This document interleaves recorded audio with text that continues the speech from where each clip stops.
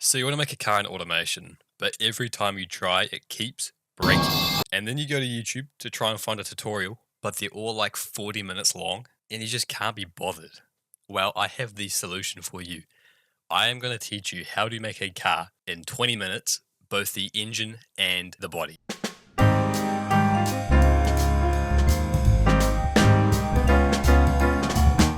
So step one is to know what you're making. I'm going to try and do something similar to the 2007 Miata, because that's just the best Miata. You can fight me on that. Which, after a quick Google, has shown me we need a 2-litre inline-4 engine that makes around 180. I might go for more, maybe not. And then step two is to pick the car body. So we're going for a coupe. This looks close enough to a Miata. Probably more of a Z3, but whatever. I didn't Google this, but I'm just going to guess. It's made of aluminium with a monocoque made of steel. And it's a longitudinal engine with double wishbone suspension.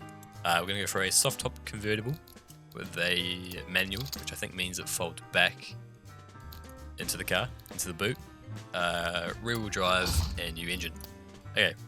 Okay, so step 3 is to set up the basics of the engine. This is how I do it. I don't know if it's normal or not, but I find it's the easiest way to do it. And by basics, I mean we're just going to get the absolute basics out of the way first. So it's an inline 4, probably made of cast iron. We're going to set the stroke a bit longer than the bore for better engine efficiency. That means that at higher RPMs, we're going to have a bit of a reliability problem, but we won't be revving at that high anyway. So we should be fine, just have a little bit of a difference, and we're just going to align it so it makes 2 litres of displacement. We're going to go for a dual overhead cam with 4 valves, because that's efficient. We're going to go for a aluminium standard head design, I think. Probably forged internals, I would say. Harmonic dampener. We're not going to tune anything just yet. Like I said, just absolute basics out of the way. It's probably going to be direct injection per cylinder, maybe. I got no idea. Unleaded, we're going to run it on 95. Probably performance, high intake, I would imagine. And then a tubular mid header because it's light. A good cat for good emissions. A reverse flow muffler and no second muffler. So right off the bat, we're making 133 horsepower, which is okay, but we can obviously get that much closer. The NC's engine made 180, I think. So we'll try and aim for that. So step 4 is to go back and refine the engine now. So we're going to go, first things first, is increase the RPM limit to 8,000, I think is a good limit. We'll throw in some VVT and VVL, which is basically VTEC. You can see here, we're getting a valve float, which all that means is we just have to increase the springs, and that fixes that easy. We'll increase the VVL profile. Don't want to go too high because I think it starts to hurt one of these. I can't remember what one. We'll just go until it stops giving us that much horsepower. About there, 80. Increase the springs again because it's starting to drop off at the end. About there, and then we will make this curve less jarring by lowering the rev or the limit at which it kicks in. It's about there, 4,000. And because we've got VVL, we can actually lower the cam profile for better efficiency. You can see here.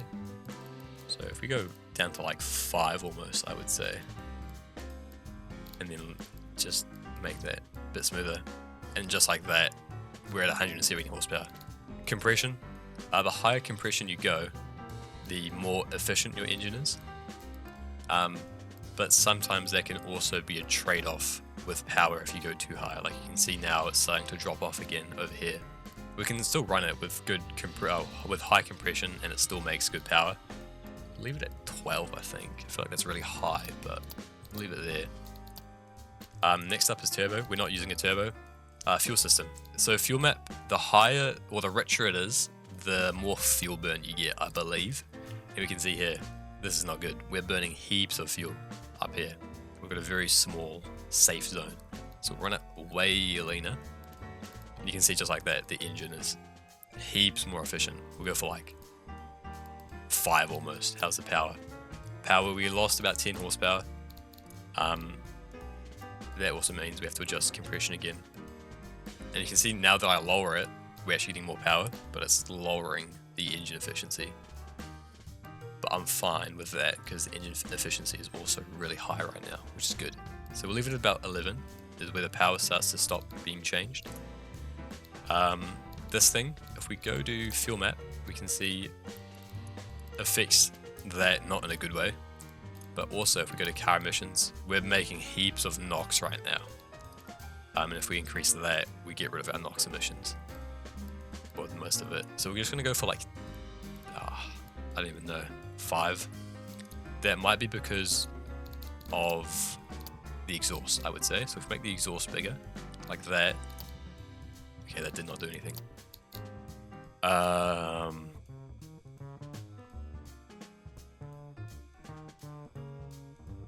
Okay, so I found out the problem. It seems to be with the VVT. You can see when we change between here. If we have it only on the intake, it really helps it before the VVL kicks in. I imagine if we just... Oh, once it increased. Okay, it's weird. Okay, so the fuel map, I was probably running it too lean, I would say. If we go for like 20, 15, and get rid of that, that fixes it. Okay, there we go. So now we're making 185 horsepower. I'm just going to quickly change the VVL RPM limit to make it a bit smoother.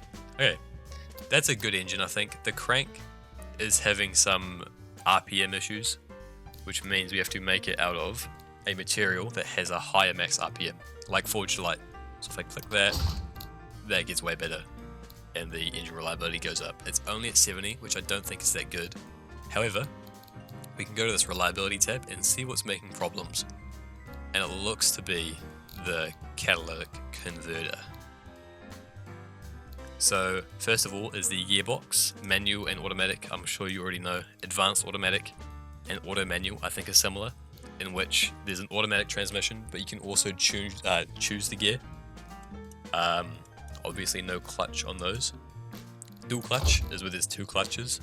I think it's very similar to sequential, where to actually change gears there's no clutch, but to get going you do need to use it. And then continuous is a CVT, so you have a belt that kind of adjusts the gear ratio, so you have infinite gears. But the Mazda had a 6-speed manual, so we'll go with that. And it also had a clutch LSD diff, I think, which makes the wheels rotate at different speeds when you turn, so it gives you better handling. Almost all modern, I think all modern cars have radial tires, so we'll go for a sport compound. Tire width, we'll have a little bit more grip on the rear, just so we don't oversteer as bad. If we had equal, we'd get pretty bad oversteer. So we'll do that, make it out of alloy just for the weight, even forged maybe.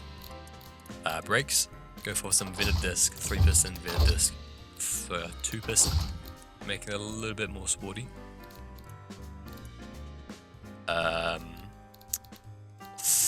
Sport under tray, interior, sport, standard infotainment, maybe a bit, I'll come back to this actually.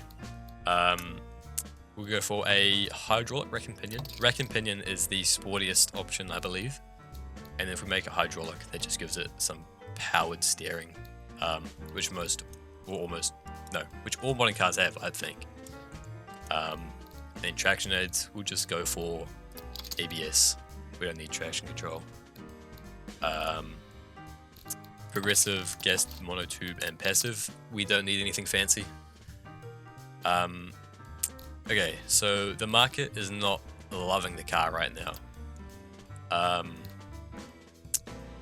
So we can fix that. If we click it, we can see what they want.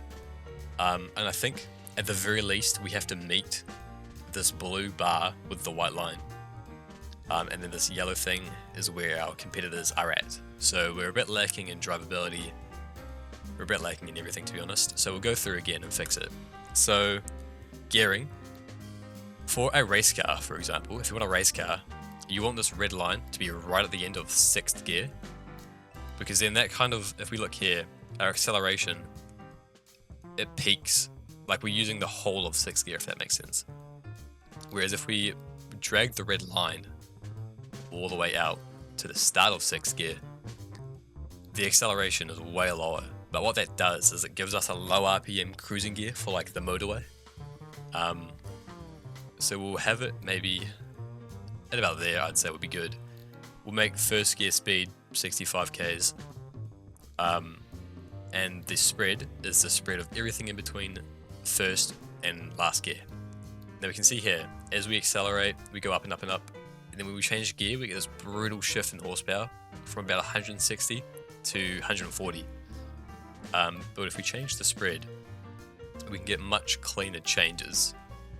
Brakes, okay. So we can see up here, first of all, we've got brake fade. That's not good.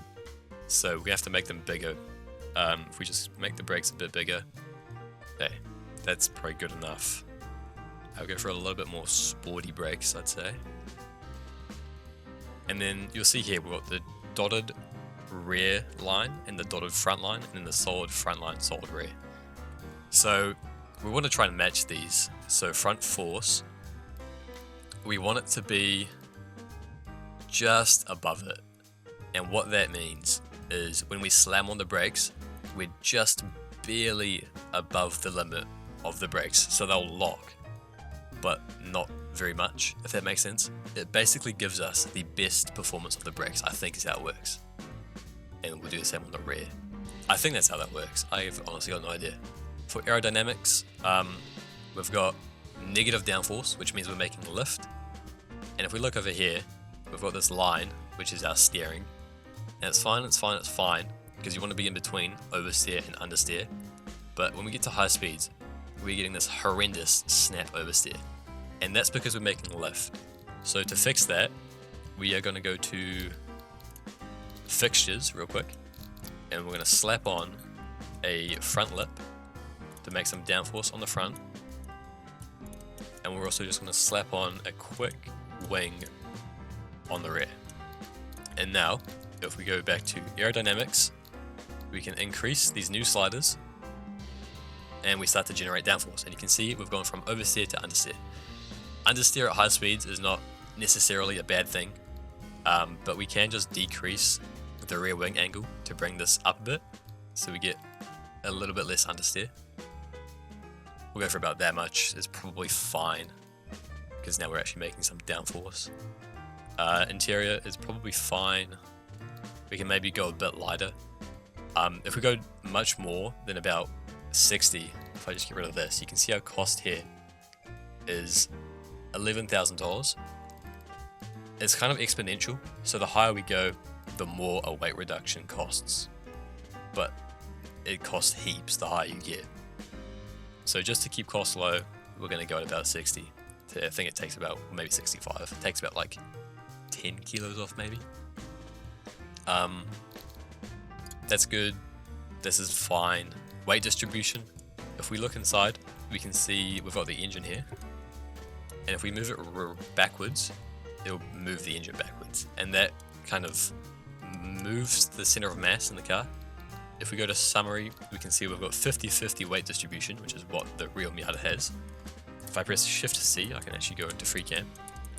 Now this is probably pushing the limits of realism, but I also would really like 50-50 weight distribution, so I'm going to leave it like that. We can see because we've played with the weight and downforce, the brakes have changed, so we're just going to readjust them again real quick so they're above the dotted line, like that. And that is the car pretty much done, I think. Suspension. We'll go just for the sporty preset. Oh, it's a warning. So it's saying that we need more grip, and because we're oversteering, it means there's too much on the front. So we'll just make the back a bit wider, and then the warning goes away. And now that the demographic likes our car again. And I think that's it. Downforce looks fine. Brakes are fine. Wheels are fine. Everything's fine. So now we can throw it into BeamNG. We are here in BeamNG in the car. Sounds alright. And if we actually go up here, if we look at fuel consumption, it should be decent. It is a manual, so we're gonna have to use the clutch. Good acceleration off the bat, and hopefully we don't lose it. Oh, look at that.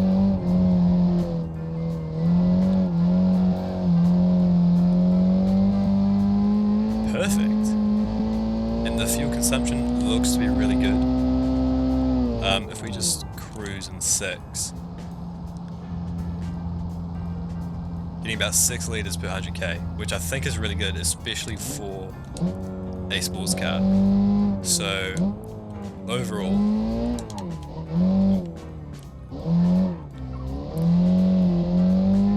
I think it's a decent car and probably a good car to try and learn the game with. If you want me to go in more in detail into car design, I'm probably not the person, but I can try. I'd say it was a good car to try and model after. Well, I'd say the Miata is a good car to try and model after, especially for a first car and not some crazy V12 supercar. I hope all of it made sense. I'm not normally the greatest at explaining stuff, but yeah, I'd say it was a decent car. Didn't do anything with the fixtures, because that is by far the part that takes the longest. I can try and give a fixture tutorial, but I'm also not a crazy good designer. I don't know, I can try though. But anyway, that will conclude the